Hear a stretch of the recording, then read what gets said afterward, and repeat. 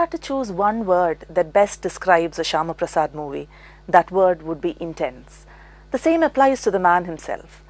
Today, as we celebrate the 50th episode of Filmi Talk, it's a pleasure and an honor to have with us this brilliant filmmaker, gifted with a unique ability to unravel the mysteries of the mind and portray its many hues. We have with us Sri Shyamaprasad. What is it that you enjoy the most? Is it the before, the after, or the actual process of filmmaking? The process of filmmaking starts very early, right? Like when you come across a story or some material which you want to develop into a story. So, and then it moves on, probably takes a year or so. And then you come to the shooting stage and then the post-production and so on. So it's altogether, it will consume about 2 years. Okay. For me, the entire journey is exciting.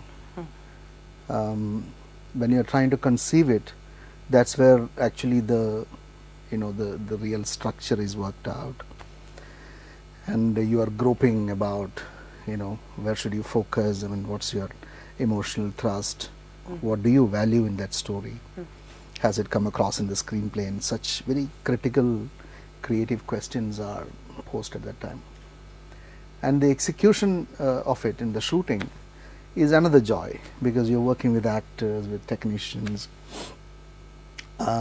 So you learn so many things, you change so many things, you improve. And then the post, actually, you have to see it very objectively. You have to forget whatever that you thought that you wanted, whatever difficulties that you went through while shooting. You have to forget all that and look at the pictures before you, the sounds before you, and then create from there. So that's actually the most orgasmic part of filmmaking, where you combine sound and image and the music and everything comes through, and it gets a different life altogether. So I can't identify any particular sequence of that as more important than the rest. However, I think working with actors is really a joy. That's something I really cherish working, and I guess that's one of my biggest strengths. And later working on the music. Okay. Because I plan quite a lot right from the start on music. By music I mean the background score, not the songs. Okay. So those two are areas where I gain more pleasure. But I think every aspect is very important. Most acclaimed movies are ones that move out into the world, but your movies are journeys into the mind. So what's your take on that observation? I cannot agree with you on that, because there are fabulous movies which are very introspective world over, and they continue to get made, right from Fellini to Kurosawa to Bergman to Steven Soderbergh currently. So that inward look is very important for an art, I believe. And it's a reflection of the outside as well. It's not that the outside is excluded. The outside actually evolves you in a way that you look inside. But that's always been the thrust of your movies. I don't know. I mean, that's for the critics like you to evaluate. I don't look at it as any particular, as like filling in any particular slot or genre. I just do my stuff and get out. You talked about light and sound and image. Light and music especially are integral to your movies. Right. How is it that you manipulate this to create such a profound impact on the viewer? Well, as for light, that's the essential, that's the alphabet of what you see. You see things because there is light on it.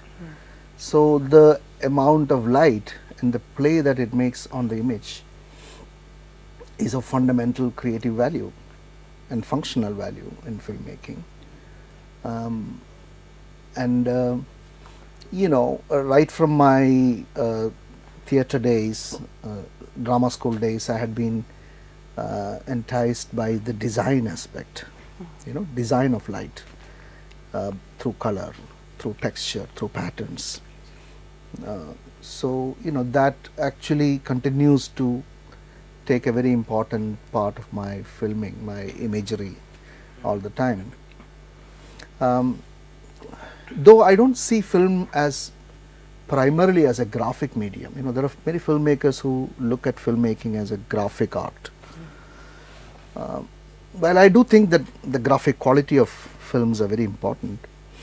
I think film is fundamentally a dramatic form, like theatre, where time and space is involved, and thoughts are involved, and emotion is evocative in it.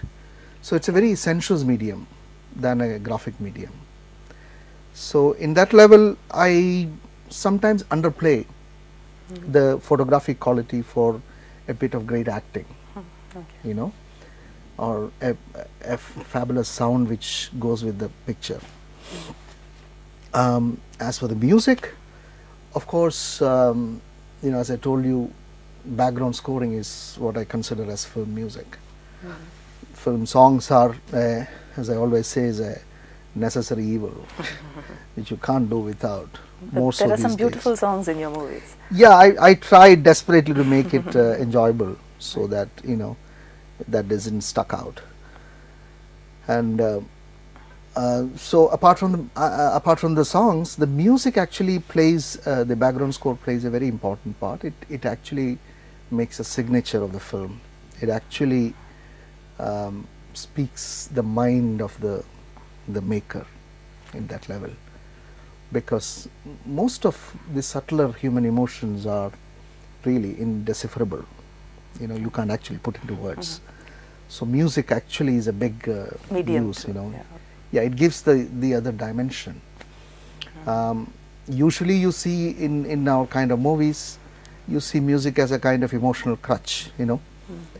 When there is a sad scene, the director uses it to emphasize the sadness. When there is a comedy, he uses some kind of funny music, I think.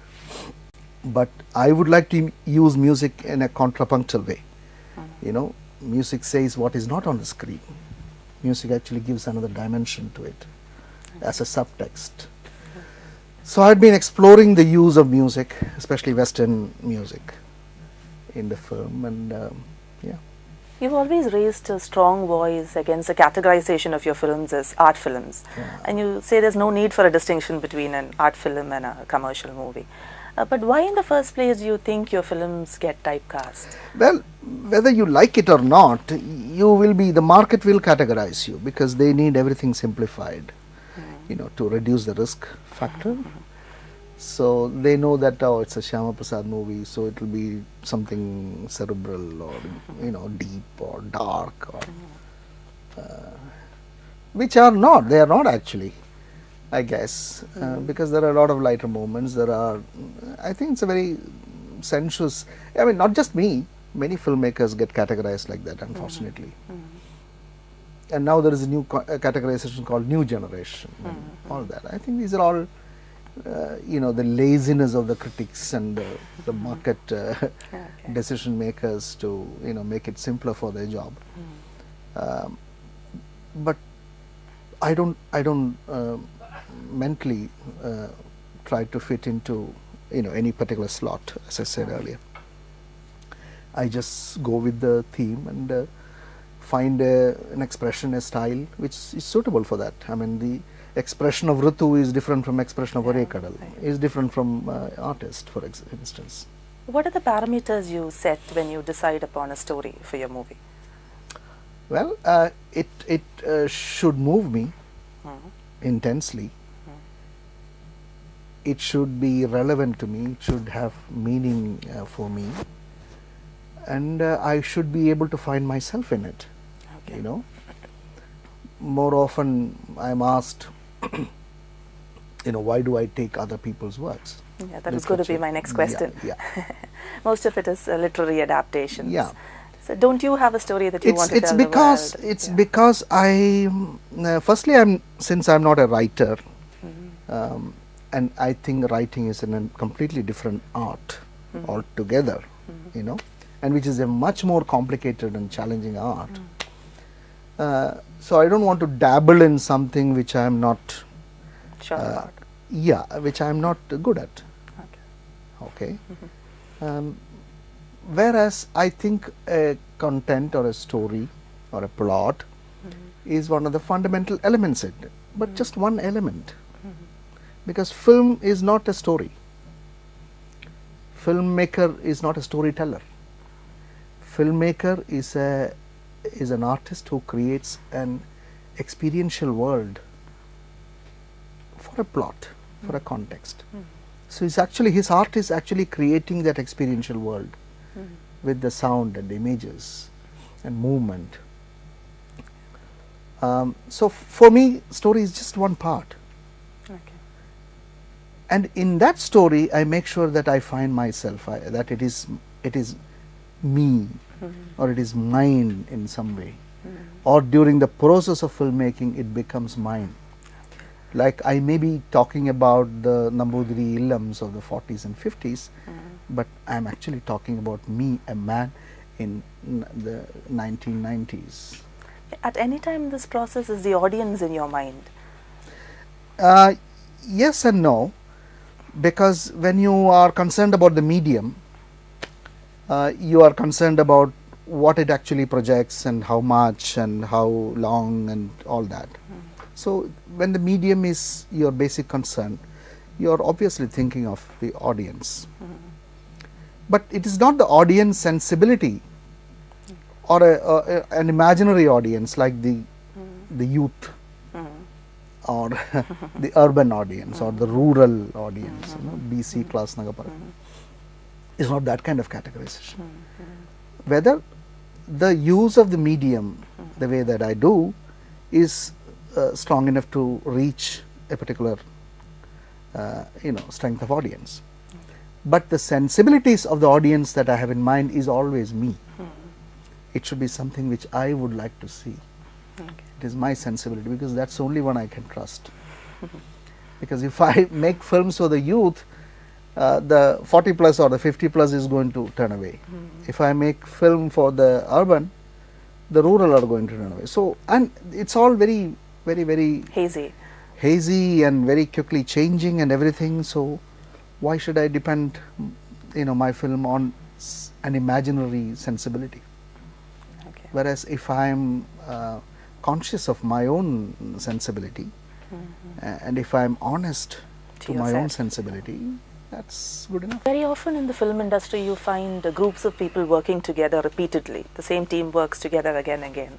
But in your case, I think it's always a fresh group of people that you work with. Not Is really. that deliberate? Not really. Yeah, some of the crew is repeated, like my editor, for instance, has been continuous from Agnisakshi till the last one. Cinematographers keep changing because they're also busy, Sometimes when I want them, they're not free, they're not available, as jobless as you think. So, it's basically each film requires a different kind of working style. But there are certain clicks that you see in the industry. I don't know. I don't think that is important, the clicks and everything. So you choose like you choose an instrument that is suitable for that. Like they're all basically your colleagues to actually create your vision. It's basically your vision that they are creating. So in that sense, you find the right person at that time too. So the vision keeps changing.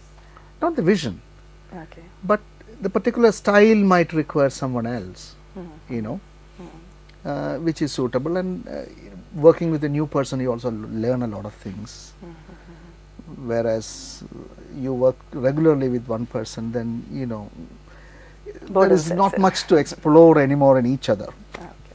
So you also kind of are pushed to a new challenge each time. You have a movie like Electra that won a lot of awards but didn't reach the audience. Yeah. You have a movie like Artist where you go to court, to get it not being moved from a theatre. So what do you learn from these kind of experiences, and what do you think must change?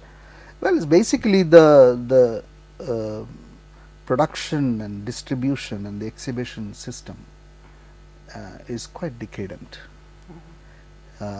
They have not imbibed the new values either of entrepreneurship or of the need of the media or the changing tastes of the audience. They are still stuck in that 10 years or 25 years time warp. That's the biggest challenge we face, whereas in places like in Mumbai or Bangalore, you have a lot of multiplexes, a lot of options, a lot of screening, new ways of screening, scheduling and all that.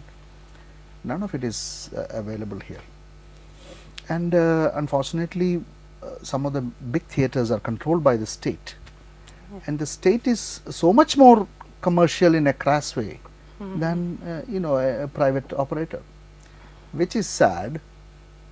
It speaks so much about the kind of changing commercial mentality of the state and the people and everybody, and it's quite frustrating sometimes. But then you keep fighting and moving on. You go ahead. Yeah. Many of your movies very often touch upon subjects that are taboo in society, in our society. And you talked about this new generation movies, so-called new generation movies that are very bold. Do you think this is a reflection of the changes happening in our, taking place in our society? Are we becoming less hypocritical? Well, there is certainly a change, thanks to the technology and thanks to the global economic scenario and everything. There is certainly a change in the sensibility of the new audience. They wouldn't like to, accept the kind of sentimental crap that can be, pushed over them all the time. That kind of a romantic notion. Ideal picture. Yeah, all those things are laughable now. People just hoot. But however, I'm not very, very happy or optimistic about the change also. You also have extremely abhorrible films getting huge success at the same time, even now. I don't want to name them, but we all know it. So that is happening at the side by side. Whereas there is new themes, new actors coming into it. You don't need to have the superstar to make a successful film. All that is our welcome change. There is certainly more openness, truthfulness about relationships, about certain values in society and so on, which is all greatly welcomed. But the picture is not very rosy yet. I think this whole mentality about I'm making a product to make money, that being the essential thread of this adventure. If that is a line, I'm wary of that. My approach had always been, I'm trying to make a work of art, something to communicate about the world and myself and yourself. I want it to succeed in the market too, So that's the kind of line I would like to take. So there is a difference basically. Being the son of a BJP leader, the natural assumption is that you are also a strong advocate of Hindutva. Is that true? I don't know how it becomes a natural assumption because not every son has to follow the same. No, but are you a strong advocate? No, not only Hindutva. I am not for any twa, communist twa or whatever. Because I think a true artist cannot really fall into any dogma, so to speak. Because the very idea when you accept a dogma is that you accept that truth is just one dimensional. Whereas for an artist it's a continuous search for the layers of truth, different dimension, ever emerging, ever expanding. So that is the inner process of an artist. So then I cannot be part of any pedagogy, any party or any, I can't say Sindabad to anything because I believe in the opposite also. It is a contradiction, but that's how a creativity is explored. When you see right into, on both sides or wrong in both sides, then you have very interesting conflict. That's how you, because I think society and human being and life is always emerging, and we have to redefine it constantly. So apart from the fact that I am conscious of the impact of political movements in our society, in our lives, I am unable to actually believe and follow in anything like that. As I grow older, the more so, you know, That's because really you nice to disbelieve hear. in everything, and you see that there is truth and there are lies in everything. So that is why I don't follow, as I said, any Hindutva. On several occasions, we've heard you speak about your father. Will you tell us a little about your mother? She was a darling. I mean, she was a very creative person. You know, she was very sensitive. She loved to do music. She used to play fiddle at that time. And she was a doctor, and she, a very sensitive person. And she was the one who made us, you know, aspire for freedom and, you know, independence and everything. And she struggled quite a lot. My father being a political worker at that time of a party which has no particular financial support to offer. So we struggled a lot, and she was actually she had gone through, you know, very, very difficult times, especially during the emergency when my dad was in the jail and so on. So I admire her emotional courage and everything. And she passed away in '98 while I was making Agnisakshi. So Agnisakshi to an extent was a kind of homage to her, to the motherhood, to the womanhood, everything. Do your wife and your children get closely involved with the work that you do? Yes and no, because they are the first people I talk to about a story.